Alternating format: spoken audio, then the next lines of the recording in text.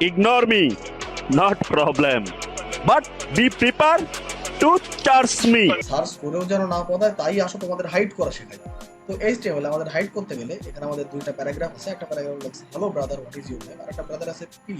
এটা যদি আমরা সেভ করি তো আমাদের পাশে আউটপুট আমরা দেখতে পাচ্ছি, হুইচ ইজ গুড। কিন্তু এবার আমরা চাচ্ছি my name is heart slip, এটাকে আমরা হাইড করে দেবো। তো আমরা সিম্পলি এখানে পিতে যে লিখবো HIDDEN, হিডেন। আর এটা যদি আমরা সেভ করি আমাদের my name is heart slip এই লাইনটা চলে যাবে। তো বেসিক্যালি এখানে হয়েছে কি, যে গুগল তো জানে যে আমাদের এই কন্টেন্ট গুলো অ্যাভেলেবেল আছে, কিন্তু সেগুলো আর শো করবে না। এনে আবার একটু ওই ডার্ক ওয়েব এই ধরনের টপিক চলে আসে। কিন্তু কাজগুলো অনেকটা এইভাবেই করে।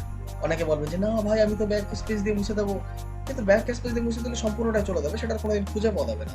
আর আমরা যদি হিডেন করে দিই তাহলে সেটা থাকবে, যদি আমরা সার্চ দিই সেটা আমাদের পাবো, কিন্তু আমাদের ডাইরেক্ট শো করবে না, আমাদের একটু তামঝাম করা লাগবে তার জন্য। And that's